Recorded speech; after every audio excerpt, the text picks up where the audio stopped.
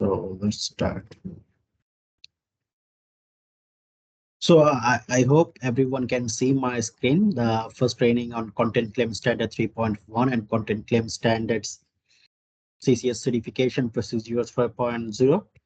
So here the documents we have covered, or the information we have collected from these documents, like T301 Standard Claim Policy, CCS 201 CCS User Manual, ASR 101 Accreditation and Certification Procedure for Textile Standard, ASR 103 Policy for Scope Certificate, ASR 104 Policy for Transaction Certificate, ASR 213 Material Process and Product Classification, CCS 102 CCS Certification Procedure. So CCS covers all these documents, and this training will also cover the updated from these documents. So first, the principle of CCS certification, which are exempted from the certification. CCS certification applies to all supply chain sites that own and take physical possession of the claim material up to and including the brand of the final product, except below cases like trader, distributor, and retailers. Not all the trader, not all the distributor, not all the retailers are exempted.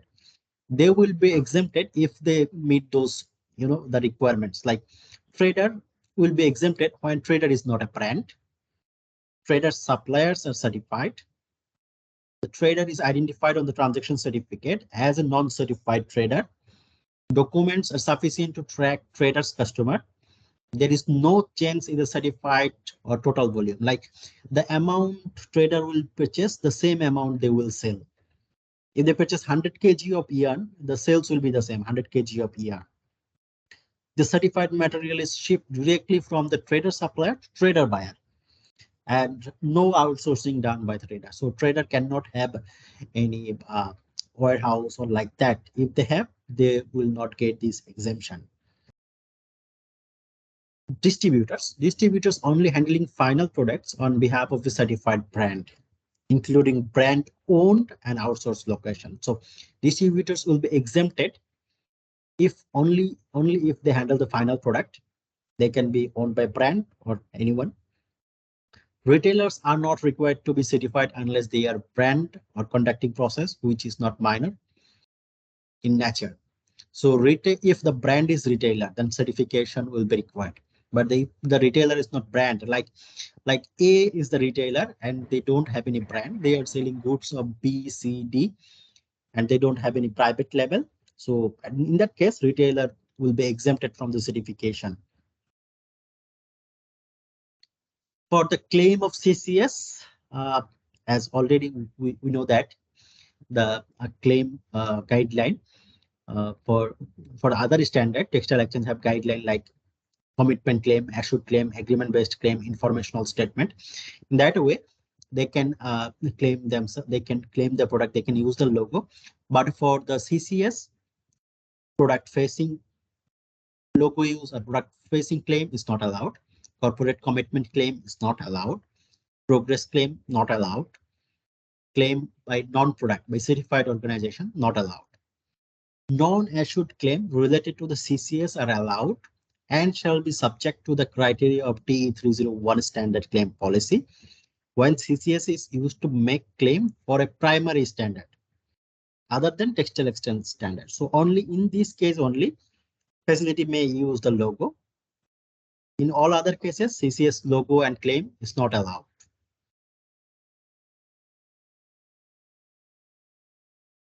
Brand certification, which is the new edition of CCS. At the left side, you can see some brand name like H&M, Puma, Inditex, Levi's, Adidas, C&A, etc. So brand and organization that controls the design development and purchase the final product for the sale under their own name or private label. Here H&M have their own name and they do the design, product development, and they sell in their own retail shop. H&M will not be considered as retailer. H&M will be considered as brand. Inditex is a buyer, but their brands are Zara, Pull&Bear, Bershka. So the private label owns by Zara, Pull&Bear, Bershka. Zara will be the brand. Pull&Bear will be the brand. But when Zara is selling goods of Inditex brand, like the product labeled as Inditex, then Zara will be only retailer. They will know more brand. But when Zara is selling their goods on the label of Zara, like using the label of Zara, then Zara is the brand. If Inditex is doing the purchase sales only, Inditex will be considered as a trader. Module shall be applicable to all CCS brand. Receiving final product applies to all brands who are not implementing Section D, processing and handling criteria. That means managing input, material handling and processing, blending and mixing, transport and sale. Certification criteria. The module shall be applicable to all CCS organizations, like the organization involved in outsourcing. Outsourcing applies to all organizations who are outsourcing except for the outsourced storage of final product. See, already we have discussed the distributor involved in final product handling. Those are exempted. But the other cases, outsourcing, other cases where the contracting organization is a brand, outsourced storage facilities shall not be included in a facility that perform processing. Module shall be applicable to all CCS processor, trader, and distributor sites. Brands are only required to meet this module if they are also processor. Material handling and processing applies to all sites who take physical possession of claimed material. Blending and mixing applies to all sites who blend or mix claimed materials. Transport and sale applies to all sites except for brand.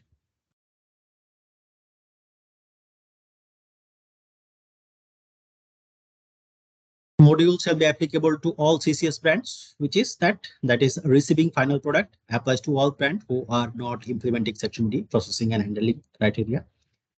Module shall be applicable to all CCS organizations with 2 or more certified sites. That will be like multi-site and group criteria that will be applicable if they have more number of sites. All sites subject to certification are audited on site at least once annually, unless the site falls under an exception to allow for less frequent or remote audit. So annual audit is mandatory, but based on the risk assessment, based on the exception, and we can decide the frequency of audit, or we can proceed remote audit or not. This is the new edition, the certification eligibility, though it was implemented by Intertek earlier as Intertek own procedure, like where we cannot perform audit. So Textile Exchange has added this section where we can do audit. Certification to any Textile Exchange standard shall not be issued to any entities restricted under any of the laws of the United States, or any product made in whole or in a part by entities that are restricted by United Nations, or any product that are restricted from entry based on the law of United States, including but not limited to the following. See, there are 4 links. If you click on the link, it will take you to the PDF documents, and it's a list of banned companies, banned product, and banned personnel. So those companies or those personnels or those products we cannot certify. If they are involved with this, then we cannot certify them. Apart from this 4 restricted list, there are another list, that is the the banned list of Textile Exchange. So we have to check the banned list of Textile Exchange also. We cannot offer those organizations who are listed in this list, who are not complying with these laws. General marketing, general management system criteria. It covers the management system, work instruction. All organizations shall have a management system in place. Organization shall have work instruction how the production will be done, how they will handle the claimed product or the certified product from input to output. Organization shall have a risk assessment to avoid risk of contamination and the product flow from input to output. Organization shall appoint a management representative who will be responsible for the implementation of CCS. Organization shall allow the access to certification body, including all parts of the physical sites. So if we go for an audit in a company, they must allow us to perform the physical inspection to to the full site. And organization shall allow certification body to review all the records related to the conformity, and it will include the financial record also. Organization shall allow auditor or certification body to take the interview with the personnel, and during time of interview they should allow the privacy. Organization shall allow the equivalent access to all sites and associated subcontractors in the scope certificate. Organization shall have the legal permission for all of their sites. So if there is no license, or if there is no business permission or legal permission, we cannot perform the audit, or it may cause the denial of certification decision like that. Internal inspection. Organization shall have the internal inspection process to evaluate their own conformity with the CCS, at least annual. So internal audit is now requirements for the CCS. So if any company wants to get certificate for the CCS, they need to implement the internal audit in their facility. Organization shall maintain and communicate clearly defined roles and responsibilities for all of the responsible personnel, and this regular training to the staff need to be recorded, and they need to keep this record for the future reference.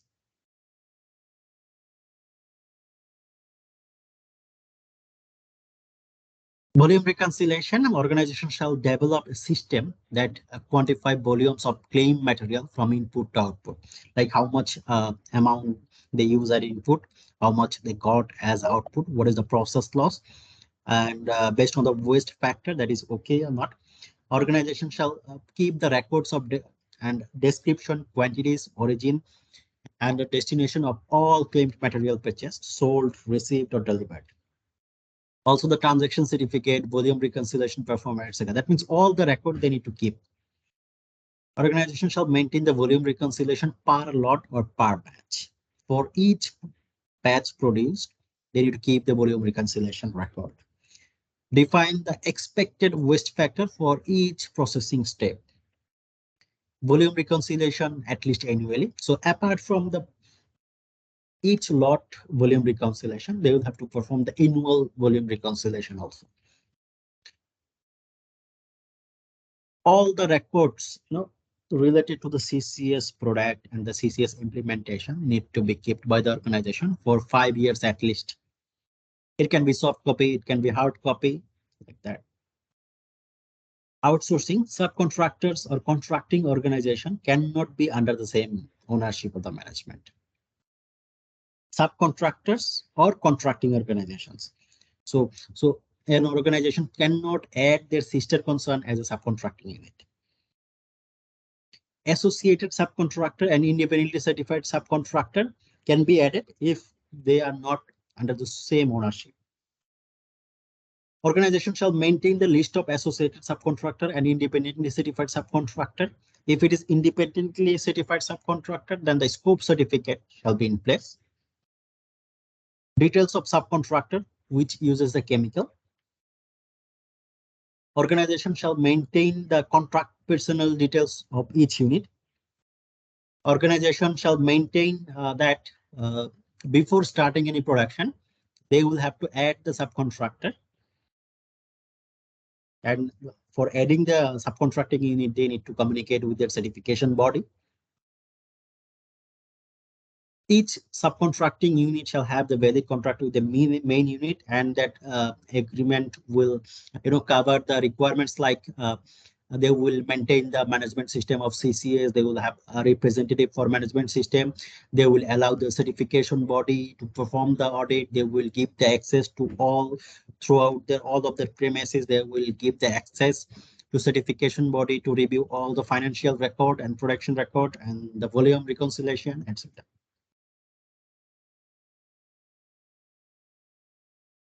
Processing and handling criteria. General product certification criteria.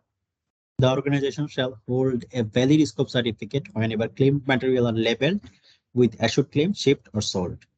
So a non-certified factory cannot do the, cannot use the assured claim or cannot ship the goods or sold. If they do so, they will not get the transaction certificate. And if they do such shipment and claim as a certified material, then we'll raise the NC, or it will be counted as non-conformity.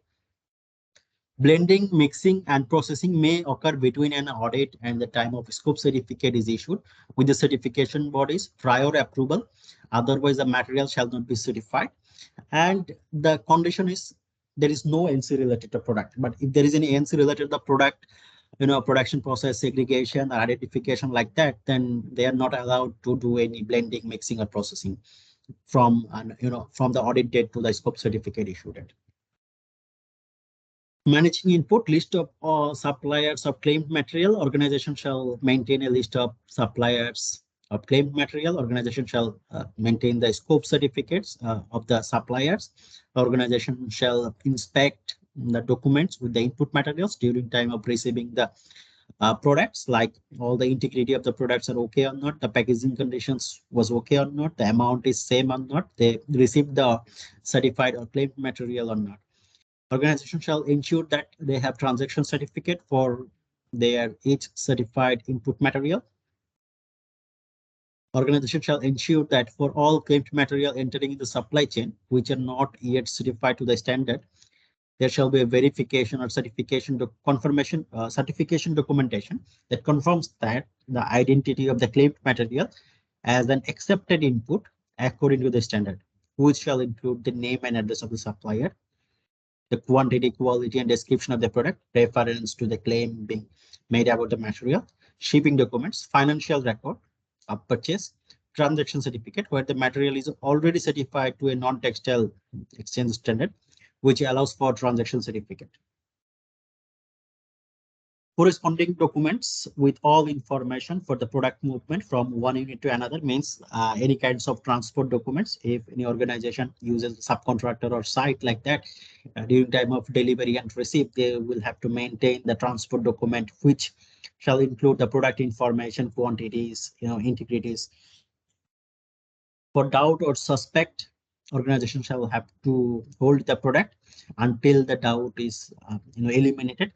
If there is any findings like there is a problem in the integrity, then they will have to withdraw the reference of the standard and they will have to notify the certification body. But if there is nothing, then they can start the production again.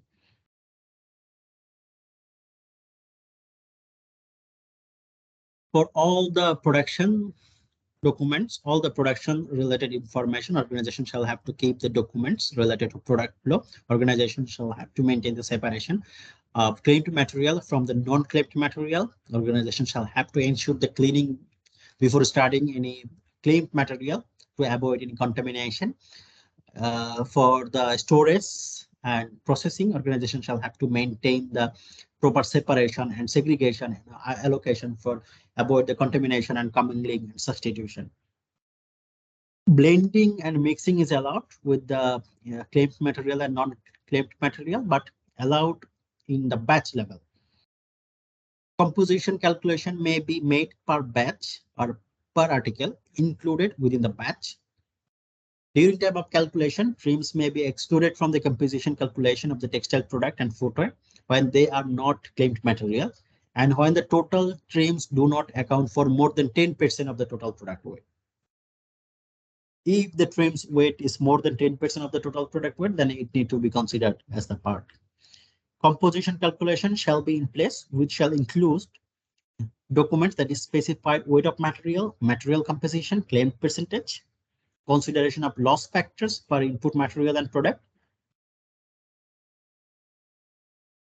During time of transport and sale, organization shall have to maintain the appropriate packaging, containers, and vehicles that the product will not be damaged and the product integrity will not be affected. For each product shipped, label of goods should be linked with the invoice and label shall be maintained with all product. Organization shall have to maintain the TC for all claimed material sold.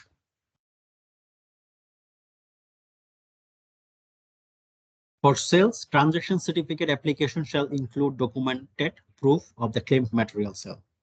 So during time of application of TC for the sales good, certification body may ask the documents like invoice, purchase orders, financial records, third-party product quality test report, input and output if required, and shipping documents, the government transportation documents that show outgoing products have been sold to the named buyer of the product. Here, the financial record is a new addition. So financial documents means the transaction of money from buyer to seller. So this is applicable for both time. Like during time of purchase, organization shall keep these documents for the certification body review, and during time of sales, when they will apply for the transaction certificate, they will have to keep this record for the review of certification body. The identity of claimed material quality and quantities shall be specified in the sales. Organization shall keep the invoices, shipping documents, financial records of incoming material, incoming transaction certificate. They need to submit these documents for the TC application. They will have to calculate the composition in an accurate way during time of TC application. A balanced volume reconciliation need to be submitted to certification body. The identity of any subcontractors who handled the materials while it was owned by the organization, and they will have to submit if there is any other standard specific documentation.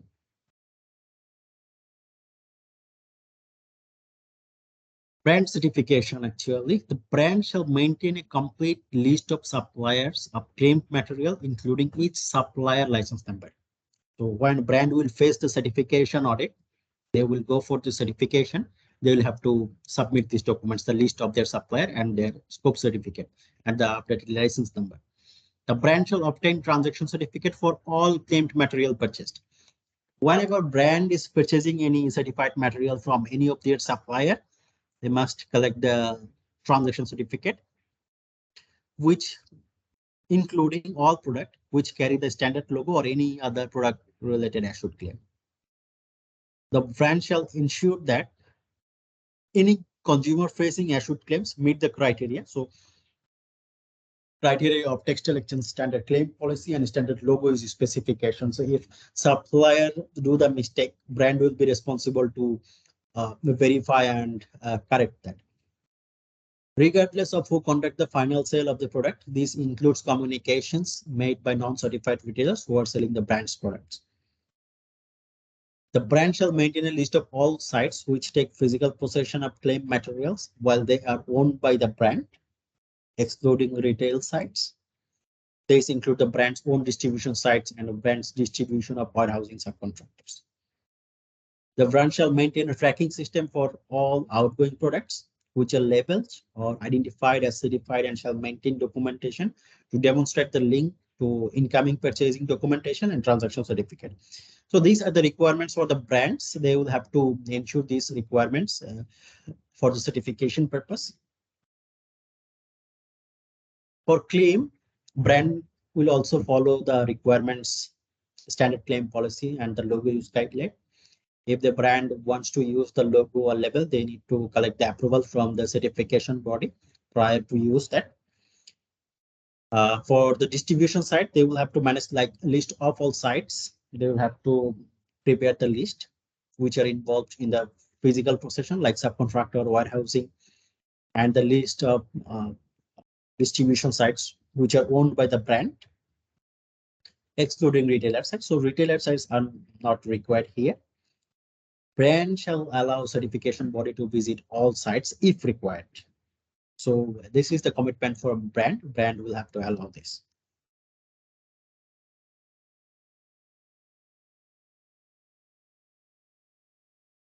Brand will have to add or implement a tracking system or identification number for their product movement from supplier to their retailer, like the product available in the retail shop that should allow us to track the product from retail shop to brand to supplier. And that should be linked up with the TC, transaction certificate.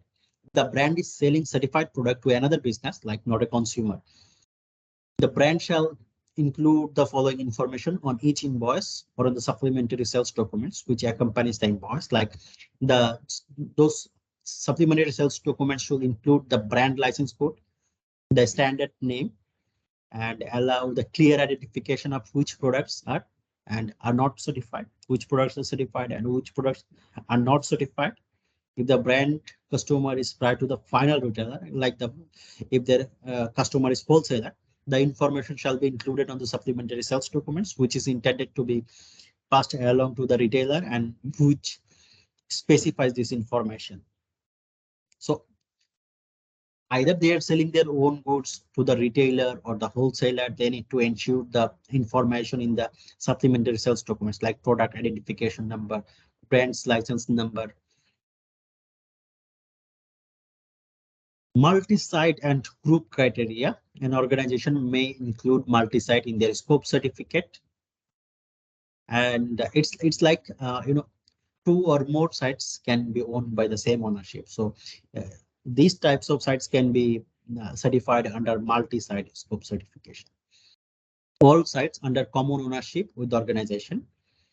The organization is managing a supply chain group certification. The scope certificate has a primary scope and the primary standards allow for sites without common ownership. So in case of primary standard and without common ownership, it is possible to allow multi-site and group certification, and individual sites shall not be part of more than one scope certificate for a standard, except for primary scope certificate, where the primary standard allows for this.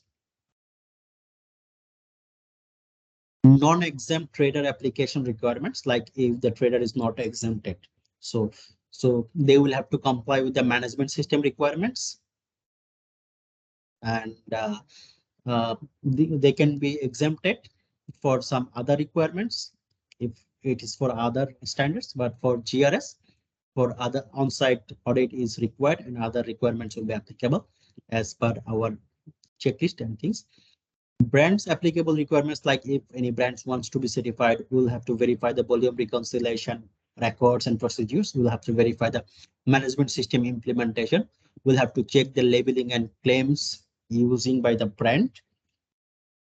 And exempt from the on-site except for GRS. For GRS, we'll have to verify on-site with risk-based sampling if needed.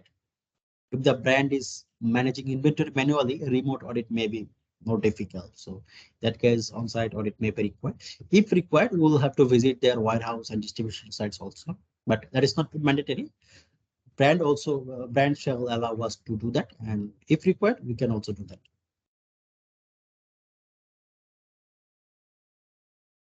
Now, at this moment, internal control system is a new requirement. So each organization shall develop internal control system, which shall include the ICS manager. They will have to assign or authorize one person as an internal control system manager.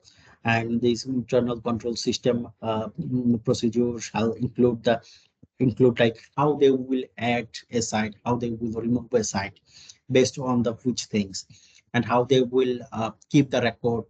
They need to add the system, or they will have to implement the system, how they will maintain the records. They will have to train each personnel from each site, and the ICS personnel, they will have to implement or introduce the internal audit system to each site. This ICS shall cover the claim, how the organization will do their claim, a documented management structure of the ICS, a complete list of sites, including the site's name, address, contract details, products, and processing steps. So all the information shall be in the internal control system. Audit can be of 4 types based on the nature and the frequency, like on-site audit. When an on-site audit is conducted, the entire audit team shall be physically present at the facility being audited. So it can be announced audit, it can be unannounced audit, it can be initial audit.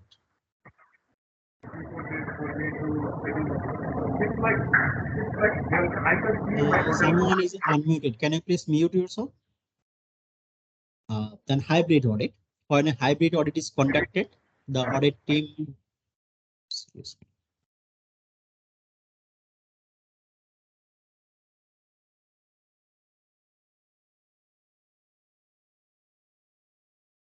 Hybrid audit, like when a hybrid audit is conducted, the audit team includes at least one person who is physically present at the facility being audited, and the rest of the personnel can join, remotely by Teams or other things. But hybrid audit is allowed based on under certain condition as per the Textile Exchange guideline. So it's not like that you can plan anytime hybrid audit. Remote audit, when a remote audit is conducted, the audit team is participating in the audit remotely rather than being present on site. So remote audit will be decided based on the risk assessment and the Textile Exchange guideline. So on-site, hybrid, remote, these audits can be done annually or unannounced audit like that. Uh, Semi-announced and unannounced audit are like certification body shall conduct semi-announced and unannounced audit for at least 2% of the site with physical possession of claimed material on an annual basis. Like we have certified 100 factories who having the physical possession. So we'll have to perform 2% unannounced audit based on the risk assessment from these 100 factories. It is a Textile Exchange requirements. This is an example of validity of scope certificate anniversary date, how the anniversary date will be like. First example, this is the initial case. The audit conducted on 1st December 2021. Scope certificate issued at 1st January 2021. Expiry date 31st December 2021. That is a full 1 year validity. And during first renewal, the audit was performed at 20 December 2021. Scope certificate issued on 15 January, but the scope certificate expiry will be the anniversary date, like 31st December 2022. See, we certification body delayed to issue the scope certificate like 14 days. 1 to 14 January shall be considered as non-certified period, and no TC shall be issued if there is any shipment during this time. Course is little bit flexible. If audit performed before the expiry date, then they can issue the TC. But for Textile Exchange, within this time frame, TC cannot be issued. Second renewal of scope certificate, like audit was done on time, 1st November 2022. Scope certificate issued on time, 1st January 2023. And expiry date will be 31st December 2023. That means organization will be able to get the full 1 year validity because of performing the audit on time and issuing the scope certificate on time. We cannot issue a scope certificate, before expiring the scope certificate, and like that.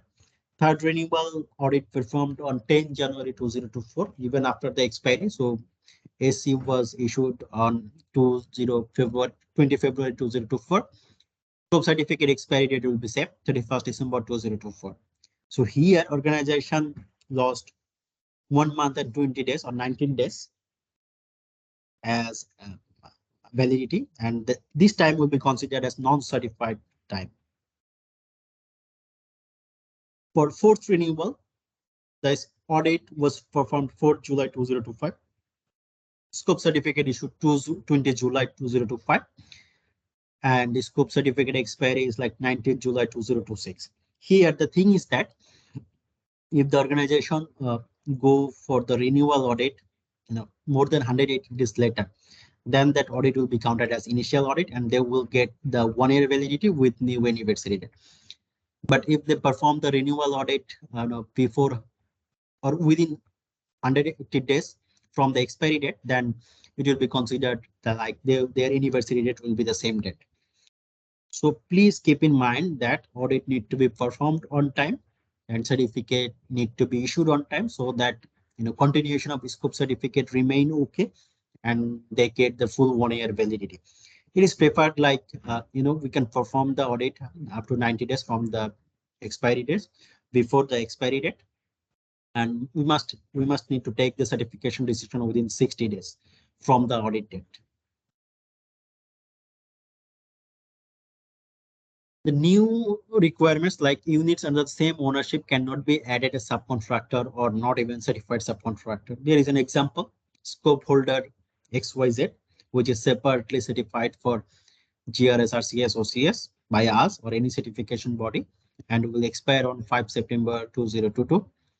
Another scope holder ABC is separately certified, two factory XYZ and ABC, separately certified for GRS, OCS and RCS by us and will expire on 30 October 2022. But the case is both unit or both scope holder uses one another as a certified subcontractor. In the scope certificate of XYZ, they added ABC as certified subcontractor. And in the scope certificate of ABC, they added XYZ as a certified subcontractor. So as per new guideline, they cannot use one another as a certified subcontractor because they're owned by the same ownership or the same person. So if we want to merge this, their SC, how can we proceed? So now we'll have to merge these two scope certificates because they are involved, sharing production. So how we can proceed? The validity is different. In that case, as per the updated calibration law, if an organization wants to merge the anniversary dates of different scope certificate, the certification body will first have to identify the scope certificate that is closer to expiration, which will expire earlier. The certification body can only merge dates by shortening the validity period in the calendar and shall not extend the validity period.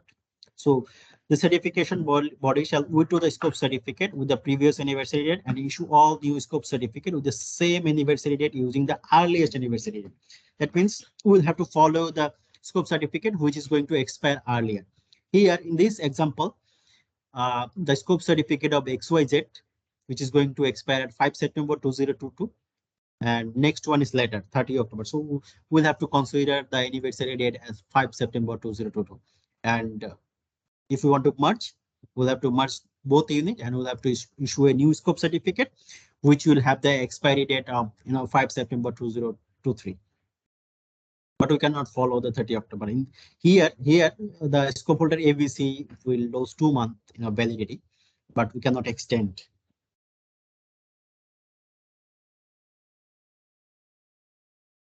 In case of transfer of scope certificate, we are asking those documents from the previous CB once we are contracted with the company, like a company is certified by another certification body. Now they are interested to come to us once we sign the contract and confirm our payment.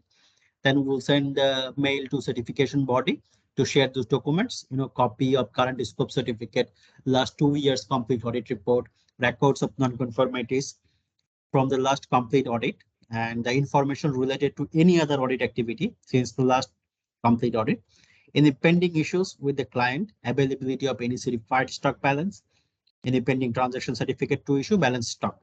So same thing we'll have to verify during time of audit from the, we'll have to ask the documents from the factory as well. And we'll have to check the implementation of any cap if they have any in their last audit. We'll have to verify the stock, the amount of stock they have. We'll have to cross check with the documents provided by the certification body. And regarding the pending transaction certificate, we will, as we know that we can issue transaction certificate if the shipment done on our certification period. But if the shipment was done before our certification period, then we cannot issue the TC and we cannot accept that. They will have to collect the TC from their previous certification body. Some frequently asked questionnaire like we know, maybe we know that already, GRS and RCS certificate must be taken from the same certification body. Like we cannot share, like organization cannot take RCS certificate from another CB and GRS from us. If they need GRS RCS both, they will have to select one certification body. Same applicable for OCS and GOTS, but they can share like they are certified for GRS and RCS by Intertek and GOTS OCS by another CB. That can be okay. And validity of each certificate is 1 year and cannot be more than 1 year. Even if we extend the scope certificate validity for 2 months, during time of renewal, they will get 2 months less. Like for any reason, we are unable to perform audit now, but their expiry is like 15 August. So they are requesting us for the scope certificate extension.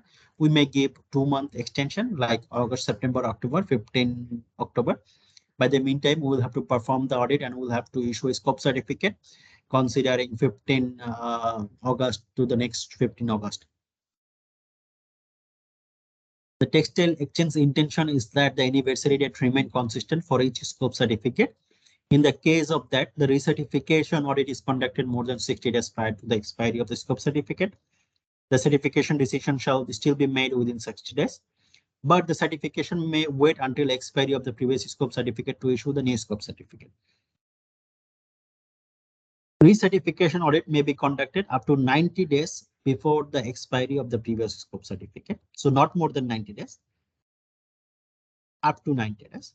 If a brand new facility is being certified, so a brand new facility just installed their facility and started the production, we can still certify them, but at least 3 months of operation records are needed to ensure the proper CCS and GRS audit.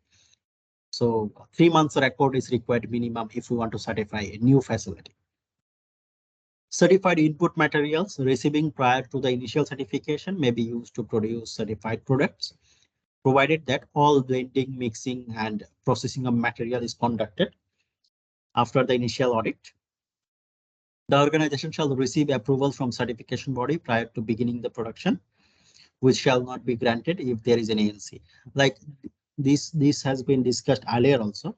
So during time of audit, we may accept the stock. If they have any stock, we'll have to check that things are okay, like their segregation, separations are okay. They stored the product as per the CCS guideline.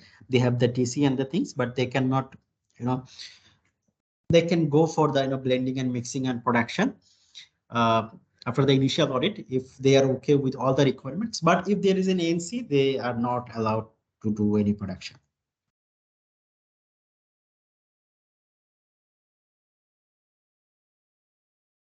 So Intertek can issue TC only if the shipment done on the valid period of scope certificate, which was issued by Intertek, like in case of initial audit from the date of issue date to expiry date. If the shipment done in this period, we can issue, or Intertek can issue the TC. In case of transfer of scope certificate, we can issue TC for the shipment, which will be shipped after issuing scope certificate from Intertek. These things, this was the part of new update of CCS. It's a general session for all, and for any confusion or exemption request, each official communicate with regional sector manager, and based on the query, regional manager shall take the decision and necessary action how this can be solved, all like that. So this is the question and answer session for this part. Okay. So on this session, if you have any question or any query, please feel free to ask. We'll continue for next 10 minutes for question session if you have any.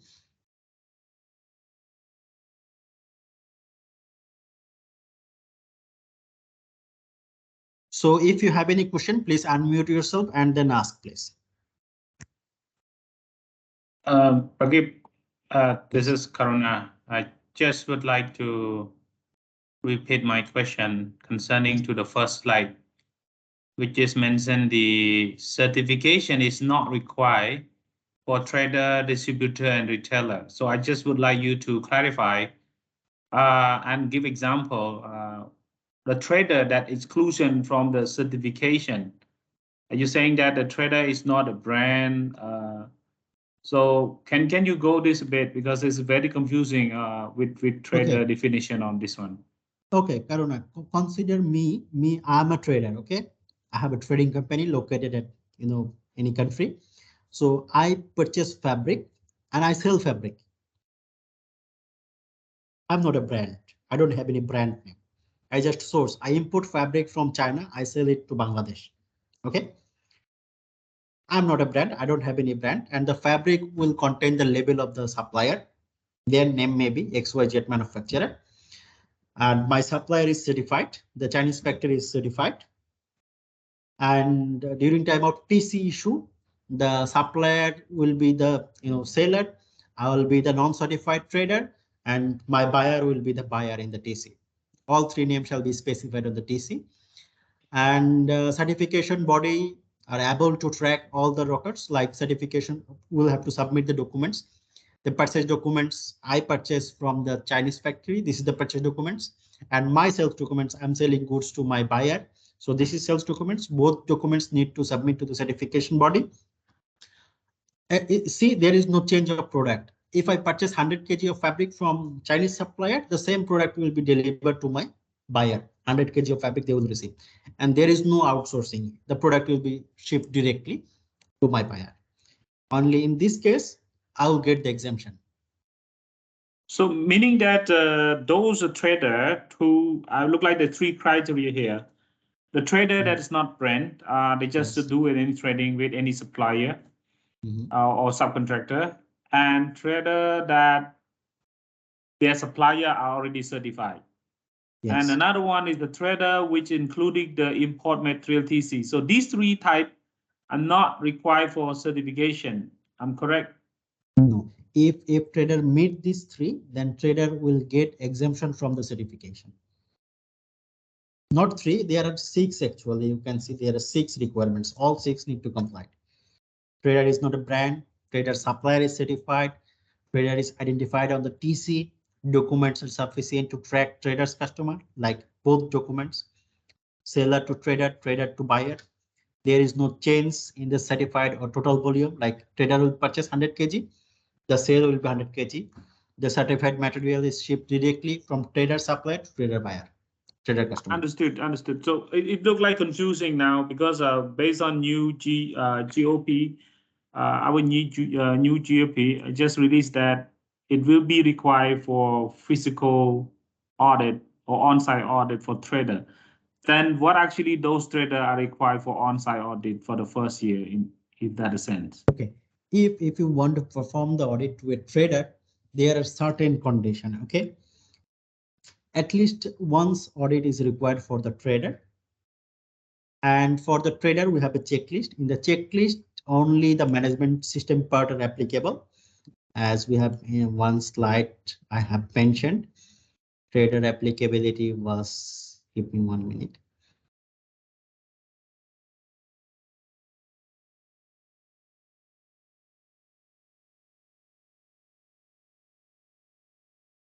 See, non-exempt trader applicable requirements, management system.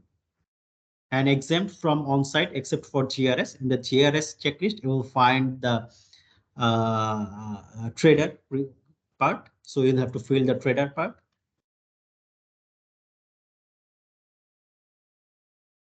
I understood. This is what we need to check on. But I just want to know, or you can identify who are non-exempt trader. What type of non-exempt trader that need to be done the audit? Like, Is that okay, I can give you an example. Like I am a trader, okay.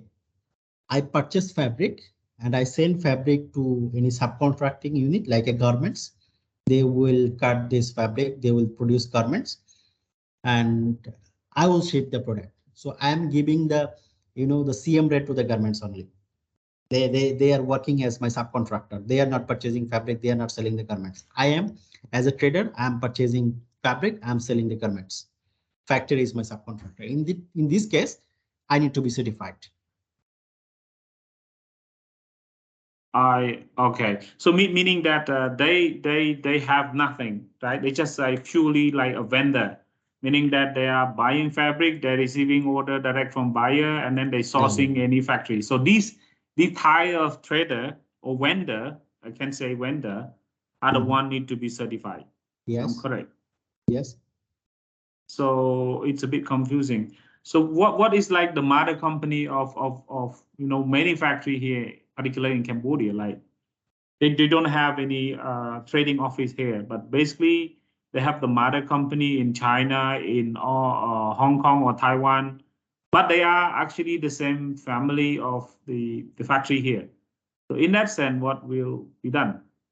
In this case, like as per your statement, one company factory is located at Cambodia, their mother company or their own trading office may be located at Hong Kong or China. So this is not the subcontracting activities. It's like a sister concern. So if they want to get certified, they need to be certified under as a facility unit or main unit like that. Okay. So in that case, both unit will be able to do purchase sales. Trader will also be able to do purchase sales. Factory will also be able to do purchase sales because main unit, facility unit, both are allowed to do so. In that situation, if their trader or their vendor office or their head office are the purchaser of the garment, including the incoming material, so is it exemption from the audit, right? No, the trader office is purchasing fabric, selling the garments. They are not exempted. They are not purchasing and selling the same thing. They are purchasing one thing and selling a modified thing. So they are not So exempted. these they're not exempted. Yeah, it's a bit confused, this one.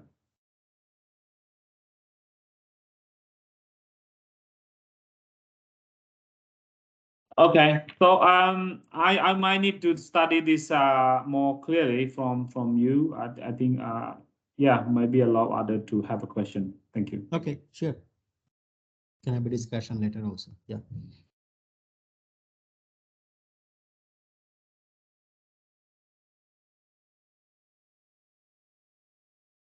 So any more question from anyone?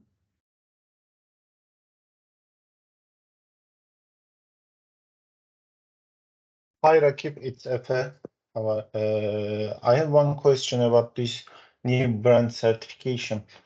I mean, it's a new thing, so there are parts which I am not sure. That's why I want to ask. I saw the checklist, and there's a brand certification checklist part now. And in Turkey, there are some companies, I mean, the production companies, factories, which has their own brand. So in this case, how it will, how it will work? I mean, the producer will be one main unit and the brand will be facility, but they are in the same address, or we will go and make one audit and we will fill up the normal part of the checklist for both. Okay. Or I am not sure how we will make the conduct the audit and how we will make the contract for the brands who have their own production sites. Okay. If confirm me one thing, the brand and production site is combinedly single site or it's a separate site owned by the same ownership? I mean, in general, single site. Single site in the same premises, they have the brand office as well as the production site, right? Yeah. Yes. So all the things are covered by the same license. Here, the thing is like you will have to fill the general part, like recycle part only. No need to fill the brand part. Okay. Okay. And do I need to think them as a single unit? Yeah. Yeah, I you will mean, have to if they're consider in the as a same single unit. address. Yeah, same How? address, same license, then single unit. But if they have separate license, then you will have to fill two checklist, considering two unit. Okay, if the brand has another or a main office than the production site, then who will be the main site then? The brand or the production site? It can be anyone. There is no restriction, but preferred will be brand. Okay, I see. Actually, I have one more question, but about the length and the micron, fiber length and the micron, I mean, in our work instruction of the transaction certificate, in normal conditions, we were asking for the length and the micron of the organic cotton. And now we need to ask for, do we need to ask for recycling fibers length and microns too? The Because in technical work, specification. technical specification of the recycled fibers. I mean, in work instruction, in the new one, it is added that the fiber recycling units technical specifications, length and Yes. micron should be added. Actually, it's a common. Textile Exchange has given the common explanation, like the tech auditor must check the technical specification, or the during time of TC issue, certification body shall review the technical specification like length, strength, GSM, Yeah, etc. it was So for it's organic cotton. applicable for all then. All done. Okay. Thank you very much. It's a part of, sorry, FA. So FA, it's a part of OCS only. Sorry. It's mentioned in the OCS standard only. You will not find this in the GRS and RCS. It's available in the OCS. It's available in the OCS, okay. Because in the work instruction of the transaction certificate, we add 3.10, and it's like I understood like the recycling units should show us the length and the micron of the recycled cotton as well, but it is not. So it's just for the organic cotton now. Okay. Yeah, when Textile Exchange explained in one of their presentation, it was not mentioned any standard, but if you read the standard, you will find it in the OCS standard.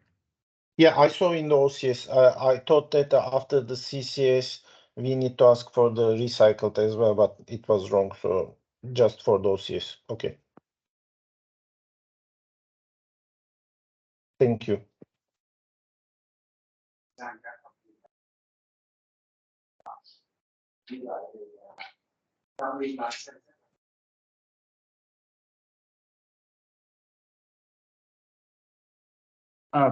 Is that okay if you still have time, just in case there's no other question? I just want to know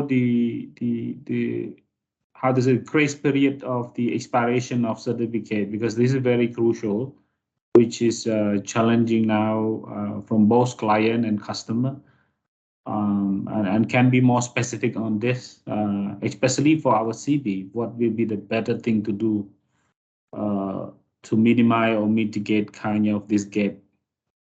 You will have to perform the audit at least preferable is within before 60 days from the expiry date, so that you can complete the certification part, like the auditing, reporting, technical review, certification decision, and you can ready the scope certificate so that you can issue the scope certificate on time. So on-time audit is mandatory, and the things should be followed accordingly. My question, just in case, let's say if the factory, the application just apply to us, let's say 15 days before the expiration, and if generally the process is take like more than 15 days, then if the gate or some farm factory even apply after that, then what we do? Is there any requirement like declaration or agreement saying that during this grace period that the scope certificate was expired, that we will not be validate for the TC or not applicable for the TC if the shipment of this claim material or claim product are happening during this period?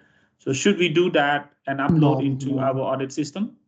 No, actually, what we can do, we can extend their scope certificate, but it's not like we extend the scope certificate, not like that. Valid justification shall be there why they could not arrange audit on time and why the certification is going to be issued later. So based on the justification, we can extend their scope certificate prior to expire, like for 1 month or 2 months. Then we can process the recertification audit and we can issue the recertificate. So in this case, the validity will be continued and there will be no non-valid period, but it's not like every case we can extend. It's not like that it's our wish to extend, not like that. No, why we cannot perform the audit? Maybe there was a natural calamities, natural disaster. Maybe there was some restriction on COVID. Maybe there was like something that, but in to arrange audit on time. Otherwise, they will be loser. If certification body issues certificate later, they will have to consider some non-certified period and no shipment is allowed. I think this is can be both side responsibility. I think our enable system, there's no function really alertness to CB that this client under our CB will be expire this date. Actually, no, nothing until we cross check our system manually one by one. Then we know that. And many times the supplier, the supplier, until the date of expire, then they just knock the door and then they chase us to hell to get the certificate be done. Actually, In many cases, we found that the shipment have been proceed during this grace period, which we are facing at the moment. Then what we should do with this sense? Karan, actually for tracking, we have many ways. Like if you open the monthly site data, you will be able to see in one quick review by 1 minute, which clients are going to expire in September, which clients are going to expire, which scope certificate are going to expire at November, like that. So it's not that tough, and we cannot add any kinds of justification in that case to add more expiry. Actually, we can avoid that anyhow. We'll have to share the information with the client. What is going to be what they will have to face if they don't go audit on time. So no other way actually. Yep, understood this point. Yeah, I know. This will be a control just in case. But what if, let's say, if the incident that they expire, the certificate already expired, then should we have any like clarification or confirmation to be signed off for documentation to say we are not responsible any shipment happening during this grace period? Should we do that to prevent our CB or not? There is no documents, but if they ask for TC, you can write a mail with the requirements. So thing is that every certification body, every offices of Intertek should communicate with the client on time and share the consequences. Okay, what if will happen if they go for certification on time? What is the possibility? What may happen if they don't go with certification on time? So it's up to them to choose.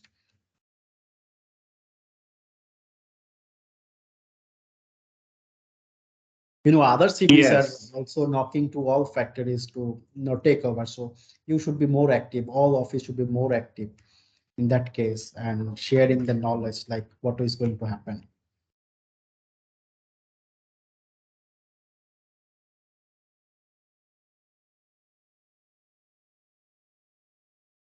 Yes, so I just want to hear other office. So is it facing the same situation or how? Let's see. I want to hear from other office as well for this new requirement.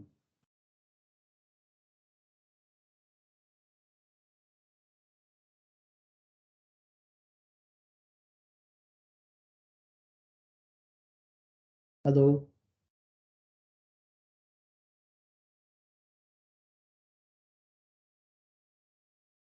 So I think we can complete this part. For any kinds of technical issue, you can communicate with us. Firstly, we're requested to communicate with the regional managers, and they will communicate with scheme manager if required, or with textile exchange. So I'm going to finish this recording, and then I will start a new recording for the